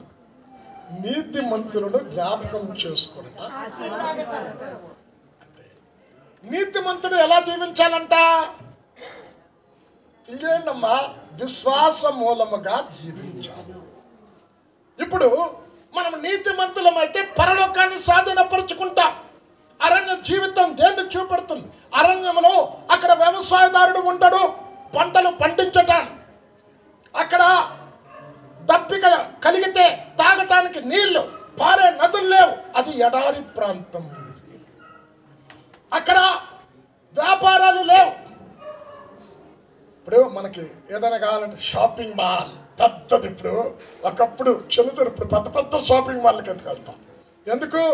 బట్టలు కొనుక్కోవటానికి అక్కడ మాల్లు లేవు. తాగటానికి అక్కడ బిస్లరీ వాటర్ దొరకదు. లేక అనారోగ్యం చేసినప్పుడు కార్పొరేట్ హాస్పిటల్ అక్కడ ఉండవు. సమస్య వచ్చినప్పుడు ఆ సమస్య నుంచి విడుదల పొందటానికి ఇక్కడ పట్టణంలో అయితే మా అమ్మ ఉంది, మా అక్క ఉంది, మా బంధువులు ఉన్నారు. అక్కడ ఆసుపత్రులు లేవు, ఏటీఎంలు లేవు, డబ్బుతో పనిలే, వ్యవసాయదారుడు లే. అంటే అరణ్యం ఒక విశ్వాస సంబంధమైన జీవితాన్ని చూపెడుతూ ఉన్నది. 40 సంవత్సరాలు ఇశ్రాయేలీయుల ప్రజలు హోటల్లో ఉండి కొనుక్కొని తిన్నారా? వారు వేసుకున్న బట్టలు పాతకిలలేదు, వేసుకున్న చెప్పులు అరిగిపోలేదు. చాకలోడు ఇక్కడ ఉంటే బట్టలు మాగలు చాకలోడికి వస్తాం. ఇంకాస్త డబ్బు ఉన్నవాడు అంటే స్టీమ్ లాండ్రీ. అక్కడ స్టీమ్ లాండ్రీ లేవు. అక్కడ అనారోగ్యం చేస్తే హాస్పిటల్ లేవు. దేవుని విశ్వాసం మీద జీవించా. ఇక్కడ హెబ్రీ 11వ అధ్యాయం విశ్వాసుల పట్టిక. వీరు విశ్వాస సంబంధమైన జీవితం జీవించారు. ఈరోజు ఏ సంఘం అరణ్యంలో నడుస్తాదో, ఏ సంఘం విశ్వాస సంబంధమైన జీవితం జీవిస్తాడో, ఏ విశ్వాసి అయితే విశ్వాసంతో నడుస్తాడో ఆ విశ్వాసి తన జీవిత యాత్ర ముగించగానే నిత్య మహిమ రాజ్యమైన పరలోక రాజ్యములోనికి చేరుకుంటారు. ఎందుకు అమ్మా? నీతిమంతుడు ఎక్కడ ఉంటాడు చెప్పండి? దేవుడు ఒకసారి లోకాన్ని అంతా చూశాడు. ఒక్కడ నీతిమంతుడు కనపడలే. ఎవరు కనిపించారు? ఆదికాండం 7:1 నో ఈ తరము వారిలో నువ్వు ఒక్కడవే నీతిమంతుడివి. అంటే నువ్వు నీతిమంతుడు అయితే నువ్వేంతో పరలోకంలో ఉంటావు. నీ నీతిమంతుడు అయితే విశ్వాస సంబంధమైన జీవితం జీవిస్తావు. కనుక అమ్మ 2వ స్టెప్లో కలుద్దాం. ఇప్పుడు చెప్పండి, అరణ్యం అంటే ఏంటి చెప్పాలా? భయంతో కూడిన జీవితం. వేసే ప్రతి అడుగు భయంతో వెయ్యాలి. ఎందుకు? తీర్పు ఉంది. నేను మాట్లాడే ప్రతి మాట తీర్పులోకి వస్తాను. నేను చేసే ప్రతి పాపం తీర్పులోనికి వస్తాను. తీర్పు తీర్చే దేవుడు ఒకరు ఉన్నారు. ఆయన న్యాయపీఠం ఎదుట నేను నిలబడాలి అన్న భయము నీకుంటే పాపం చేయం కదా. అరణ్యం భయముతో కూడిన జీవితం. అరణ్యం విశ్వాస సంబంధమైన జీవితానికి సాదృశ్యం. 2వది, వారు కొండలలో నివాసం ఏర్పరచుకున్నారండి. కొండ మీద పోదాం మనం. పట్టణం విడిచిపెట్టేసి మన సొంతలు విడిచిపెట్టేసి అరణ్యంలోకి వెళ్ళి పరలోకం సంపాదించుకోవాలి. ఆధ్యాత్మిక అర్థం. ఈ లోకమంతా అమ్మ యేసు ఏమన్నాడు? ఈ లోకం లోకాధికారి చేతిలో ఉంది. దుష్టుని చేతిలో లోకం ఉంది. అయితే దుష్టుని చేతిలో లేనిదేంటో తెలుసా? కొండ. ఏంటా కొండ? ప్రార్థనా జీవితాన్ని చూపెడుతూ ఉన్నది. చదవండి లూకాసు వార్త 21వ అధ్యాయం 37వ వచనం. Luke 21:37. ఆయన ప్రతిదినము పగటియందు దేవాలయములో బోధించుచు రాత్రి వేళ ఒలీవల కొండకు వెళ్ళుచు కాలము గడుపుచుండెను. అమ్మా ఎక్కడికి వెళ్ళాడు? కొండ. అంటే దేన్ని చూపెడుతుంది? ప్రార్థన. రాజుగారు ప్రార్థన ఎప్పుడైనా విన్నారండి మీరు?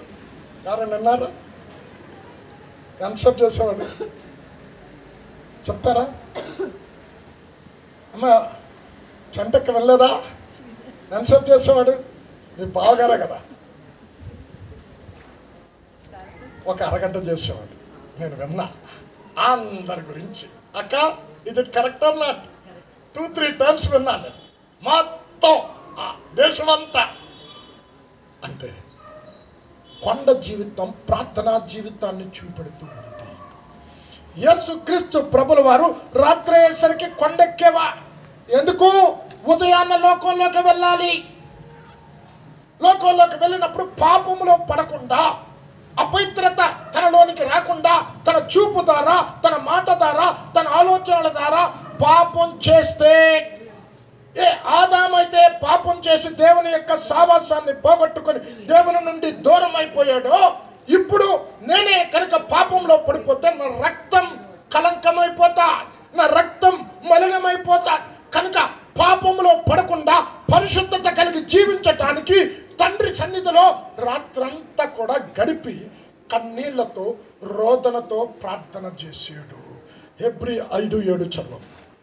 శరీరధారి అయి ఉన్న దినములలో మహారోదనముతోనూ కన్నీళ్లతోనూ తన మరణము నుండి రక్షింపగలవానికి ప్రార్థనలను యాచనలను సమర్పించి భయభక్తులు కలిగి ఉన్నందున ఆయన అంగీకరింపబడి చదవమ్మా. శరీరధారి అయిన దినములలో మహారోదనముతోనూ కన్నీళ్లతోనూ తను మరణము నుండి రక్షింపగలవానికి ప్రార్థనలను యాచనలను సమర్పించి భయభక్తులు కలిగి ఉన్నందున ఆయన అంగీకరింపబడింది. అమ్మా అని దేవుడండి రక్త మాంసాల గల శరీరము ధరించి నీ లెక్క నా లెక్క భూమి మీదకి వచ్చాడు. లోకం పాపంతో నింపబడి ఉంది. ఆ పాపం నాకు అంటకుండా ఉండాలి. నేను ఒక నిర్దోషిగా, దోషము లేని వ్యక్తిగా, కళంకము లేని వ్యక్తిగా, మచ్చ లేని వ్యక్తిగా ఈ లోకములో జీవించినప్పుడే నా రక్తం మనుషుల పాపాలను శుద్ధి చేస్తా. నా రక్తం మనుషుల పాపాలను నీతిమంతులుగా తీర్చిదిద్దుతాడు. ఒకవేళ నేనే కనుక పాపములో పడిపోతే, లోకములో పడిపోతే, నా రక్తము కళంకమైతే, నా రక్తము అపవిత్రమైతే మనుష్యుడు పరిశుద్ధపరచబడడు. కనుక ఎక్కడికి వెళ్ళాడు? కొండ మీదకి వెళ్ళాడు. అంటే ప్రార్థనా జీవితం లేనివాడు ఎత్తబడడు. అమ్మా ఉందా? చదవండి. అదే లూక్ 21:36. జరగబోవు వీటి నల్లటిని తప్పించుకొని, కాబట్టి మీరు జరగబోవు వీటి నెలను తప్పించుకొని మనుష్య కుమారుని ఎదుట నిలబడుటకు శక్తి గలవారగినట్లు ఎల్లప్పుడూ ప్రార్థన చేయొచ్చు, మెలకువగా ఉండడని చెప్పారు. అమ్మా వేటి నుండి తప్పించుకోవటానికంట? 7 ఏళ్ల శ్రమల నుండి తప్పించుకోవటానికి, అంచెక్రీస్తు పరిపాలనలో ఉండకుండా విడవబట్టానికి, ఎత్తబట్టానికి ఏం చేయాలంట? ప్రార్థన చెయ్యాలి. ఆ ప్రార్థన దేవుని ఎదుట నిలబడటానికి శక్తినిస్తా. ఆ ప్రార్థన శోధనలో పడకుండా జయించే శక్తినిస్తా. క్రీస్తు ప్రభుల వారు ఒలివ కొండలో ఆయన అప్పగింపబడటానికి ముందుగా శిష్యులతో ఏం చెప్పాడు? మీరు శోధనలో పడకుండా ఉండటానికి మెలకుగా ఉండి ప్రార్థన చేయండి. ఈరోజు అయోగ్యమైన ఈ లోకంలో వారు జీవిస్తూ యోగ్యులుగా వారు జీవించారు. వారి విశ్వాసాన్ని కాపాడుకున్నారు. వారు పరుగును తొదముట్టించారు. అంతము వరకు పరిశుద్ధత కలిగి, యథార్థత కలిగి, దేవుని నీతి కలిగి జీవించారు. కనుక విశ్వాసుల పట్టికలో పేర్లు సంపాదించుకొని పరలోక సాక్ష్యాన్ని పొందుకున్నారు. కారణం వారు ప్రార్థనా పరులు. ఈరోజు ఇక్కడ కూర్చున్న మీరు ప్రార్థించే తల్లులుగా ఉంటే ఎత్తబడతారు. Lamentation 2nd chapter 19th verse, విలాప వాక్యాలు 2వ అధ్యాయము 19వ వచనములో, మీరు లేచి రేయి మొదటి జామున మొరపెట్టుము, నీళ్లు కుమ్మరించుకున్నట్లు నీ హృదయమును దేవుని సన్నిధిలో కుమ్మరించుకో, నీ పసిపిల్లల ప్రాణముల కొరకు ఆయన తట్టు చేతులు చాపు. చదవమ్మా 2:19, విలాప వాక్యాలు 2:19.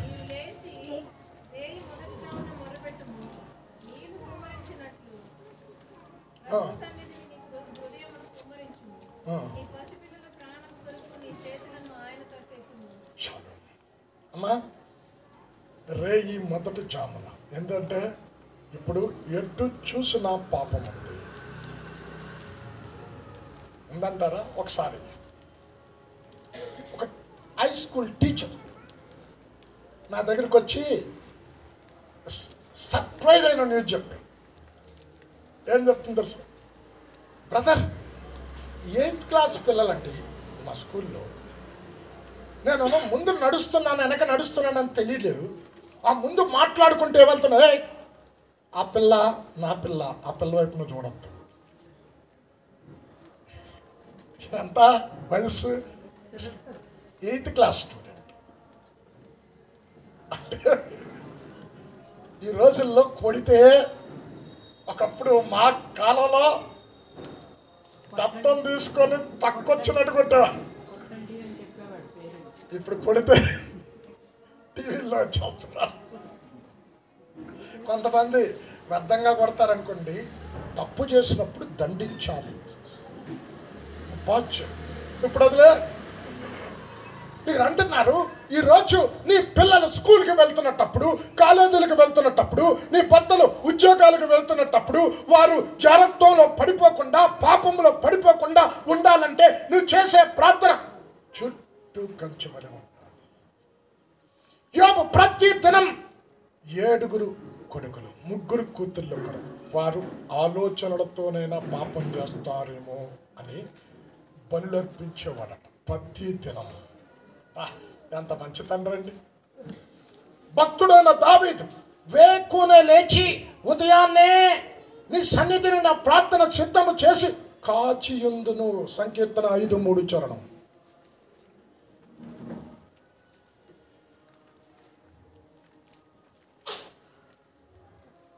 చదవాలండి. యెహోవా ఉదయమున నా కంఠస్వరము నీకు వినబడిను. ఉదయమున నా ప్రార్థన నీ సన్నిధిని సిద్ధము చేసి కాచి ఉందును. అమ్మ ఎవరమ్మా మాట?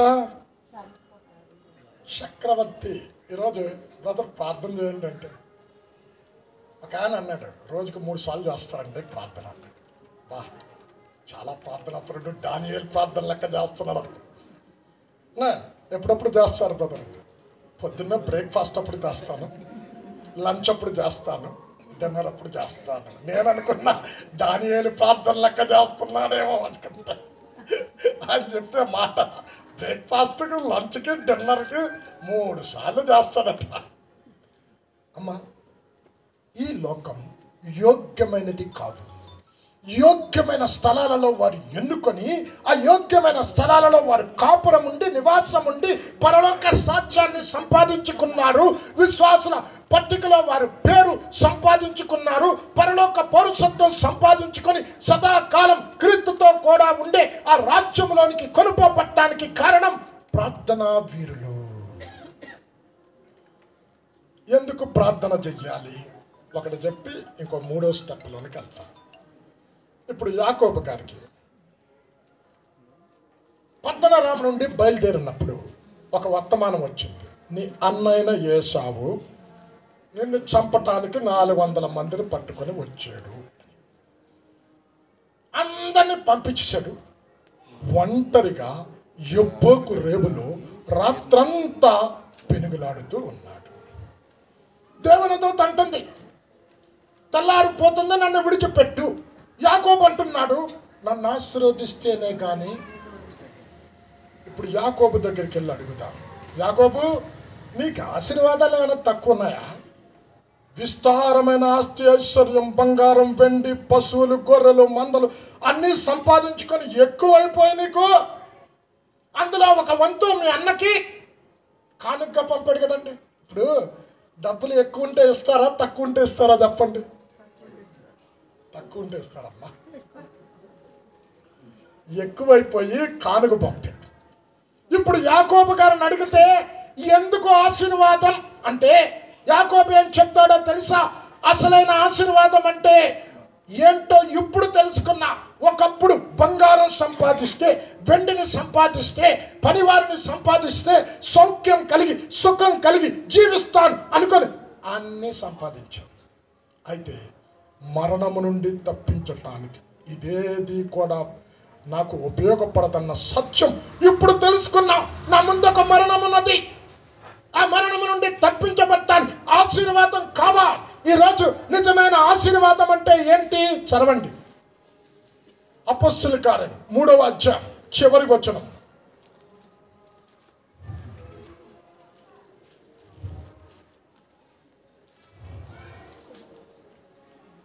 దేవుడు తన సేవకుని పుట్టించి మీలో ప్రతిదానిని వాని దుష్టత్వము నుండి మళ్లించుట వలన మిమ్మల్ని ఆశీర్వదించుటకు ఆయనను మొదట మీ యొద్దకు పంపెనని చెప్పాను.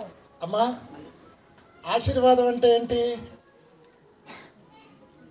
ఇక్కడ ఫలాలు సంపాదించుకోవటానికి ఆశీర్వాదం అని లేదు, భవనాలు సంపాదించుకోవటానికి ఆశీర్వాదం అని లేదు, వెండి బంగారాలు సంపాదించుకునే ఆశీర్వాదం అని లేదు.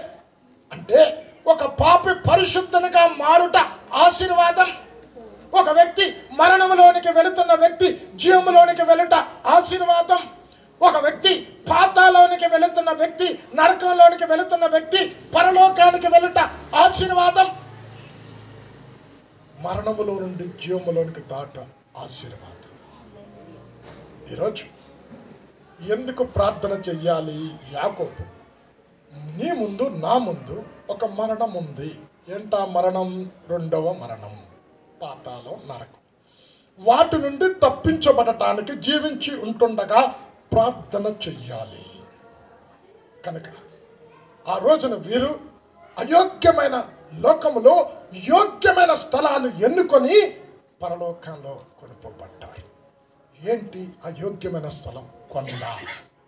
కొండ దేన్ని చూపెడుతుంది చెప్పండి? ప్రార్థన. 3వది పొద ఉంది కదమ్మా, పొద. 3వది ఏంటి? చదివారు కదా మూలవాక్యం, గుహ. గుహ గుహ గుహ అంటే ఏంటి? గుహలో ఏది కనబడదండి. లోకములో నుండి దేవుడు సంఘాన్ని ప్రత్యేకించుకున్నాడు. గుహ అంటే ఏంటి చెప్పండి? సంఘం. సంఘ సావాసంలో లేనివాడు ఎత్తబడే గుంపులో ఉండడు. అమ్మా ఇప్పుడు రాజన్న అక్క చర్చికి ఎన్ని గంటలకు వచ్చేవారు మీరు?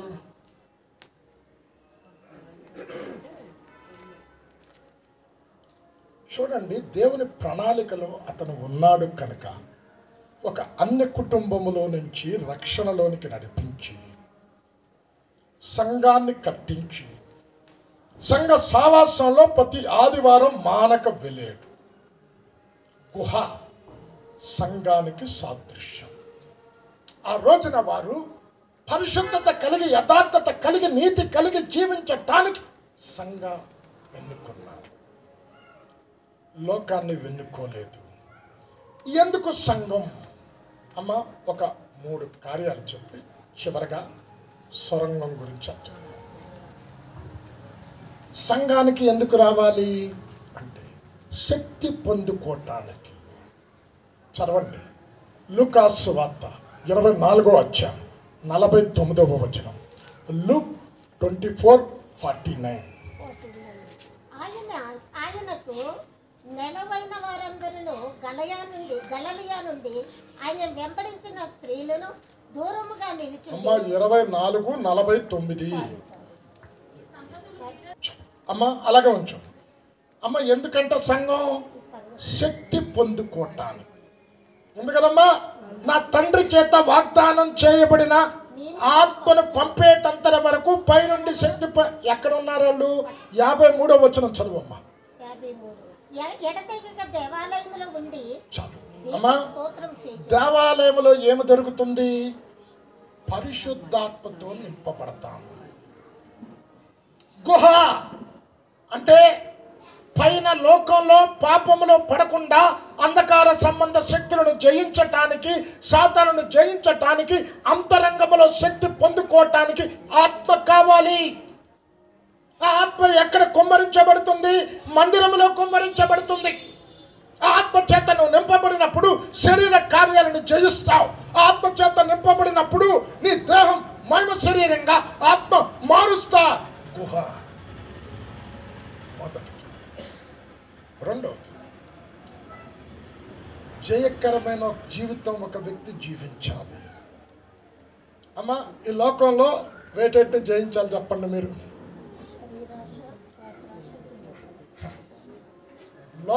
లోకం అంటే ఇవన్నీ వచ్చేస్తాయి. లోకాన్ని జయించాలి. 2 శరీరాన్ని జయించాలి చెప్పారు. శరీరం. 3 అపవాదుని జయించాలి. 4 నీ శరీరేచ్ఛ. వీటి మీద విజయం పొందాలి. ఎక్కడ దొరుకుతుందో విజయం అంట? అమ్మ 2వ రాజులు 19వ అధ్యాయం పట్టుకో. ఇక్కడ ఆ రోజుల్లో ప్రపంచాన్ని పరిపాలన చేస్తున్న రాజు, అస్సూరు రాజు ఒక ఉత్తరం పంపాడు. ఏమన్నా తెలుసా? ఐగుప్తులో దేవుళ్ళు లేరా? ఏదోములో దేవుళ్ళు లేరా? మోయాబులో దేవుళ్ళు లేరా? వారి దేవుడు వారిని కాపాడేడా? ఇదిగో నాతో నువ్వు సంధి చేసుకొని కప్పం చెల్లించేవా సరే, లేకపోతే నీ దేశం మీద ముట్టడి చేస్తాను. అంటే కప్పం చెల్లిస్తే ఏంటి? వీరికి దాసోహం అవ్వాలి, వీరు చెప్పినట్టు చెయ్యాలి. రాజా అధికారం అంతా పోతుంది. అయితే హిజ్కియాకి ఇంత గొప్ప సైన్యాన్ని జయించే శక్తి లేదు, బలము లేదు, సామర్థ్యం లేదు, సైన్యం లేదు. ఆ ఉత్తరాన్ని పట్టుకొని మందిరానికి వెళ్ళాడు. 19:1 చదవమ్మా. హిజ్కియా విని తన బట్టలు చింపుకొని గోనె పట్ట కట్టుకుని యెహోవా మందిరమునకు పోయి. అలా కొంచెం అమ్మ ఎక్కడికి వెళ్ళాడు? సమస్య వచ్చినప్పుడు బేతనీయ మందిరంలో అమ్మగారు ఉన్నప్పుడు ఎన్నో కార్యాలు జరిగాయి. ఎక్కడ ఇంట్లో జరిగా అమ్మ ఎక్కడ జరిగాయి? మందిరంలో. ఈ ఉత్తరాన్ని పట్టుకొని మందిరానికి వెళ్ళాడు. 3 ముక్కలు ప్రార్థన చేశాడండి. 19వ వచనం చదవమ్మా. 19 యెహోవా మా దేవా, లోకమందున్న సమస్త జనులు నీవే నిజముగా అద్వితీయ దేవుడివైన యెహోవాని తెలుసుకున్నట్లుగా ఆయన చేతిలో నుండి మమ్మల్ని రక్షించుము. అలా కొంచెం ప్రార్థన చేశాడు. అమ్మ తర్వాత ఏం చేశాడమ్మా? ఇంటికి పోయి గుర్ర పెట్టుకొని చక్కగా నిద్రపోతున్నాడు. సైన్యం చూస్తే దేశం చుట్టూ సైన్యం ముట్టడి చేసింది. మందిరానికి వెళ్ళాడు. మందిరంలో ప్రార్థన చేశాడు. పడుకున్నాడు. దేవుడి ఒక్క దేవదూతను పంపి ఆ రాత్రి బలార్చులైన సైన్య సమూహములో 185,000 మందిని పూర్తిగా సంహరించాడు. 35వ వచనం. ఆ రాత్రి యెహోవా దూత బయలుదేరి అశ్షూరు వారి దండు పేటలో జొచ్చి 185,000 మందిని హతము చేశారు. అమ్మ ఇప్పుడు ఏం కలిగింది? దీనికి చెప్పాలి. జయం కలిగింది. ఇప్పుడు జయ జీవితం జీవించకుండా పరలోకంలో ఉంటారా? చెప్పండి. వీరు జయించారు. ఈ విశ్వాస వీరులు జయించారు. లోకాన్ని, పాపాన్ని, సాతానును, శరీర ఇచ్చలను వీటన్నిటిని జయించి, మరణాన్ని జయించి నిత్యత్వంలోనికి వెళ్ళారు. అది ఎక్కడ దొరుకుతుంది? గుహ, సంఘం, మందిరం. ఇంకొకటి చెప్పి చివరి స్టెప్కి వెళ్తాం. ఆదాము ఎవరు? దేవుని కుమారుడు. తెలుసు కదా. దేవుని స్వరూపంలో, దేవుని పోలికలో చేశాడు. ఇప్పుడు యేసయ్య ఉన్న పాటున మన దగ్గరికి వచ్చి నిలబడ్డాడు. ఎవరైనా బతుకుతామా? చెప్పండి అమ్మా. మహిమను చూడలేక 2 కళ్ళు పోతాయి. సూర్యున్నే చూడలేము. మరి ఆదాము దేవునితో నడిచాడు, దేవునితో మాట్లాడాడు, దేవుని కన్నులారా చూచాడు. కారణం ఏంటో తెలుసా? మహిమతో ఆదాము నింపబడ్డాడు. 8:5 సంకీర్తన. దేవుని కంటే కొంచెము తక్కువ వానిగా చేసి మహిమా ప్రభావముల చేత కిరీటాన్ని చూస్తామా లేదా? ఇక్కడ మందిరములో మహిమ దొరుకుతుంది. చదవండి. హగ్గై 2వ అధ్యాయం 7వ వచనములో నా మందిరమును మహిమతో నింపెదను. 2:7. హగ్గై 7.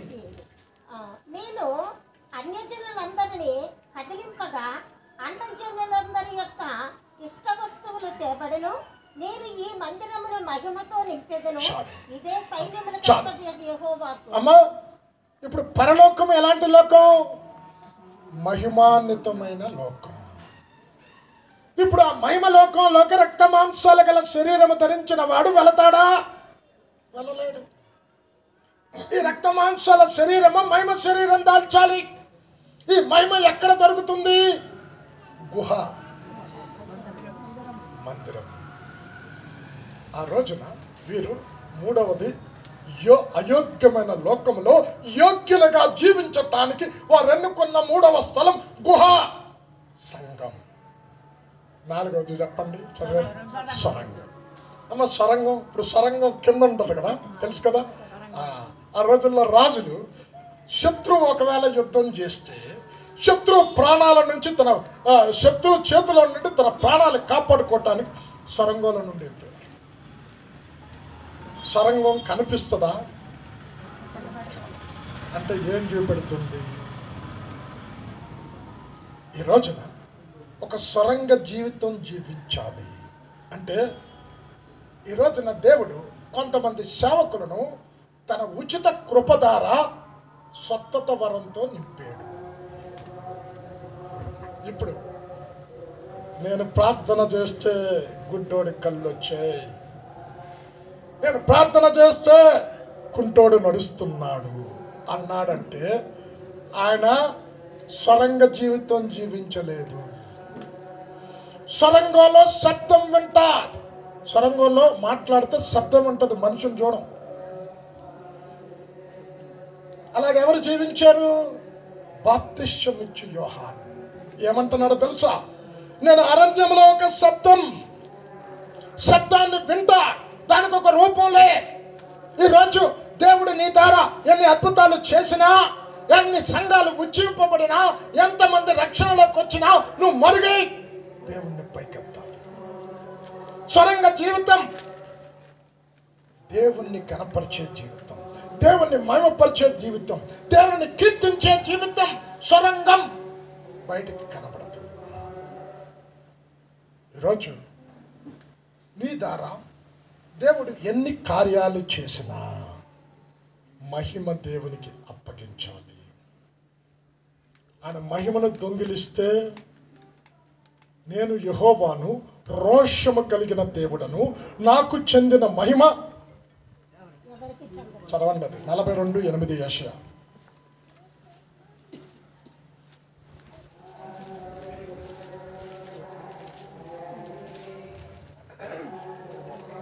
మునుపటి సంగతులు సంభవించను కదా, క్రొత్త సంగతి తెలియజేయు. 42:8 యెహోవాను నేనే, ఇదే నా నామము, మరి ఎవనికి నా మహిమను నేను ఇచ్చువాడను కావాలి. అమ్మా ఏంటి జీవితం? ఏంటి? సరంగా అమ్మ న్యాయాధిపతులు 15వ అధ్యాయం పట్టుకో. ఇక్కడ న్యాయాధిపతులు 15వ అధ్యాయం ఎవరమ్మా? సంసోను గారు. ప్రపంచంలోనే అత్యంత బలాఢ్యుడు. అంత బలాఢ్యుడు ఇక ముందు రాడు, అంతకు ముందు లేడు. గాడిద ఎముకతో 1000 మందిని చంపాడు.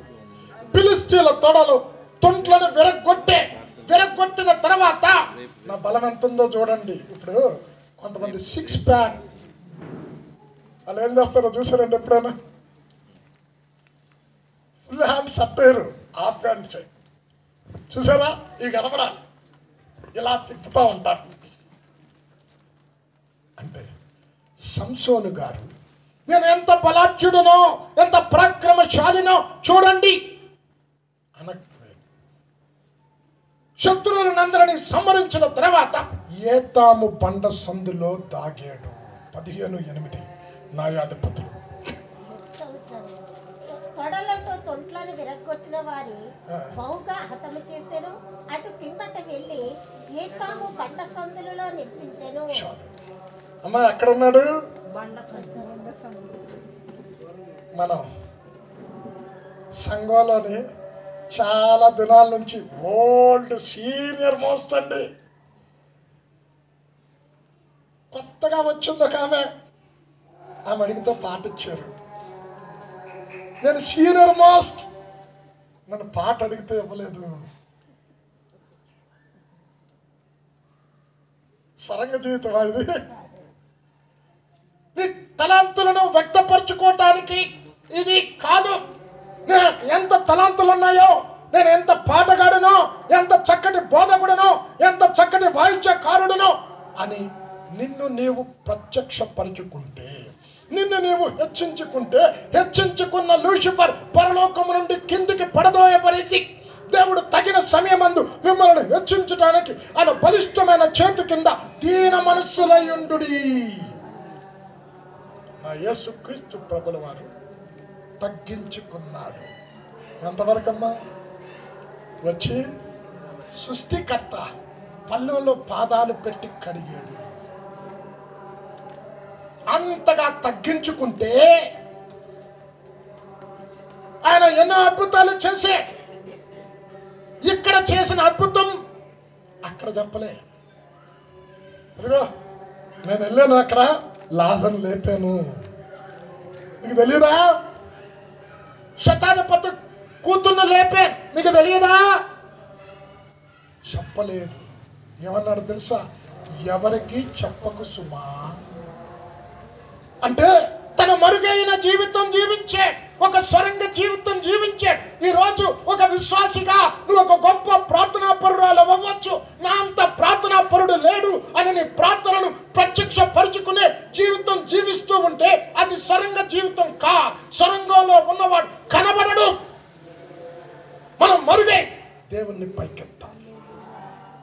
అమ్మా సంఘాన్ని ఎక్కడ పోల్చాడో తెలుసా? బండ సందులలో ఎగురు నా పావురమా. ఎక్కడ సందులో ఉన్నవాడు కనిపిస్తాడా? అమ్మ ముగిస్తూ ఉన్నా, సమయం అయిపోయింది ఆల్రెడీ 1 అవర్. అమ్మా చెప్పండి, మనుష్యుడు పవిత్రత కలిగి ఈ లోకంలో యోగ్యులుగా జీవించటానికి 4 స్థలాలు ఎన్నుకున్నారు. చెప్పండి. అడవి. అడవి దేనికి? భయముతో వణుకుతో జీవించే జీవితం. ఒకరోజు తీర్పు వస్తుంది అని భయం ఉండాలి. 2 కొండలు, ప్రార్థనా జీవితం. లోకమంతా దుష్టుని చేతిలో ఉంది, కొండ మాత్రం దేవుని చేతిలో. ప్రార్థన. 3 సంఘం. 4 సొరంగం, మరుగై ఉండే జీవితం. నీ ద్వారా ఎన్ని కార్యాలు జరిగినా దేవుణ్ణి చివరిగా ఒక్క వచనం చదవండి. అపోస్తుల చింపుకొని ఏమన్నారో తెలుసా? అయ్యలారా, మీరెందుకు ఈ పనులు చేస్తున్నారు? మేము మీలాంటి మనుషులమే, ఆకాశమునకును భూమికి సృష్టికర్తైన. చదవమ్మా 14 త్వరగా. అపోస్తులైన బర్నబాయు పౌలును ఈ సంగతి విని తమ వస్త్రములు చించుకొని సమూహంలోనికి జరపడి, అయ్యలారా, మీరెందుకు ఇలాగ చేయుచున్నారు? మేము కూడా మీ స్వభావము వంటి స్వభావము కల నరులమే. మీరు ఈ వ్యర్థమైన వాటిని విడిచిపెట్టి ఆకాశమును, భూమిని, సముద్రమును, వాటిలో ఉండే సమస్తమును సృజించిన జీవము గల దైవుని వైపు తిరగవలెనని మీకు సువార్త ప్రకటించుచున్నాము. అమ్మా, ఈ రోజుల్లో సేవకులందరూ ఎలాగుంటే అంత బాగుండండి. ఆయన సేవకుడు ఏమండి, డాక్టర్, రెవరెండ్, బిషప్, రైట్ చెప్పాలి. నేను వచ్చినప్పుడు దండలు వేయాలి, ఉన్న స్థలాల్లో కూర్చోబెట్టాలి. నేను ఏ స్థలాలకు వెళ్ళానో, నా యొక్క మినిస్ట్రీలో ఎన్ని అద్భుతాలు జరిగాయో లిస్టు చదవాలి.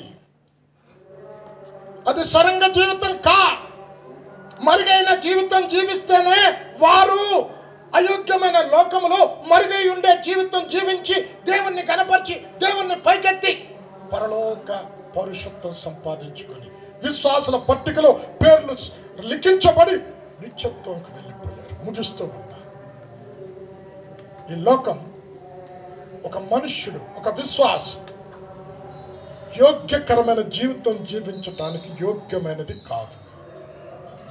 అయోగ్యమైన లోకంలో యోగ్యకరమైన జీవితం జీవించడానికి వారు 4 స్థలాలు ఎన్నుకొని ఆ స్థలాలలో నివాసం ఉండి అంతము వరకు వారి రక్షణను కాపాడుకొని విశ్వాస సంబంధమైన పోరాడి జయ జీవితం జీవించి వాక్యానుసారంగా నడుచుకొని పరలోకం స్వతంత్రించుకుంటారు. ఈరోజు రాజన్న వెళ్ళిపోయి 4 సంవత్సరాలు అయింది. ఒకదనం మనం కూడా ఈ లోకం విడిచిపెట్టాం. ఎవరైనా నేను ఎక్కడే ఉంటానండి అవ్వడు చెప్పలేదు. అది సీఎం అయినా పిఎం అయినా ఒక దినం విడిచిపెట్టాలి. విడిచిపెట్టక మునిపే నీ నివాస స్థలాలు ఇక్కడ ఏర్పాటు చేసుకుంటే ఏప్రిల్ 11వ అధ్యాయంలో రాయబడినట్టు నీ పేరు విశ్వాసుల పట్టికలో ఉండి పరలోక పౌరసత్వం సంపాదించుకొని ఎగిరిపోయి సదాకాలం క్రీస్తుతో కూడా ఉండే కృప ఈ స్థలాలలో ఉన్న వాడికి దేవుడు అనుగ్రహిస్తాడు. దేవుడి కొద్ది మాటలు దీవించగలడు. ఆమేన్. ప్రార్థన చేస్తాం.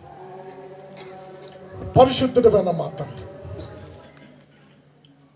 ఈ సాయంకాల సమయంలో 4 సంవత్సరాల క్రితం ఈ పిలుపును అందుకొని పరలోకానికి ప్రవేశం చేసినటువంటి రాజాను జ్ఞాపకం చేసుకొని ఈరోజు మేము కూడా మా జీవిత యాత్ర ముగించి విశ్వాసుల పట్టికలో మా పేర్లు ఉండాలి అంటే, ఆ పరలోక సాక్ష్యం సంపాదించుకోవాలి అంటే, యోగ్యమైన జీవితం జీవించాలి అంటే మా నివాసాలు ఎక్కడ ఉండాలి 4 చూపెట్టాడు.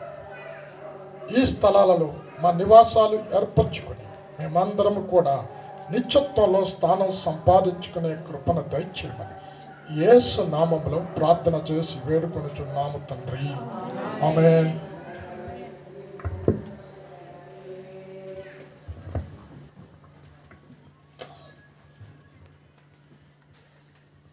చక్కని వాక్యముతో మరి ఈ లోకము యోగ్యమైనది కాదు మరి చక్కగా వివరించారు. దేవుని స్తోత్రం. మరి చివరిగా స్టీఫెన్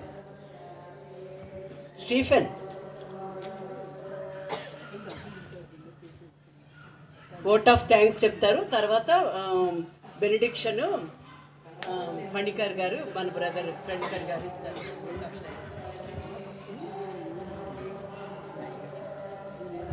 ప్రభు అయిన యేసుక్రీస్తు నామంలో మీ అందరికీ నా వందనాలు తెలియజేసుకుంటున్నానండి. ఈరోజు మీ అందరూ తాతాజీ మీద ఉన్న అభిమానంతో కూడున్నందుకు మీ అందరికీ వందనాలు. స్పెషల్ వాక్యం ఇచ్చిన అంకుల్కి కూడా వందనాలు, కిషోర్ అంకుల్కి వందనాలు. మీ అందరు దూరం నుంచి వచ్చారు. ఇంకా మమ్మల్ని లీడ్ చేసిన విక్టర్ అంకుల్ ఇంకా జ్ఞానంకి కూడా వందనాలు తెలియజేస్తున్నాను. ఈరోజు మా కుటుంబం కలిసి ప్రేమ విందుని తయారు చేసాం. ఆ ప్రేమ విందుని మీరు తిని మమ్మల్ని ఆశీర్వదించాలని కోరుకుంటున్నాం. Thank you. అందరూ లేచి నిలబడితే ఆశీర్వాదంతో కూడికి మన పరమ తండ్రి అయిన దేవుని యొక్క ప్రేమ, మన రక్షకుడును విమోచకుడైన క్రీస్తు ప్రభుల వారి యొక్క కృప, పరిశుద్ధాత్మ యొక్క అన్యోన్య సహవాసం కాపుదల ఇక్కడ కూడిన మనకును మన కుటుంబాలకు, ప్రత్యేకంగా రాజన్న విడిచిపెట్టిన కుటుంబాలకు, వారి బంధువులకు, రక్త సంబంధికులకు ఎప్పుడునో ఎల్లప్పుడూ అనరాకడ పర్యంతం సదాకాలం తోడయుండి నడిపించును గాక. ఆమేన్. There shall be showers of blessing. This is the promise of love. There shall be seasons refreshing, sent from the Savior above. Showers of blessings, showers of blessings we need. Mercy drops from the sky falling, but for the showers we need.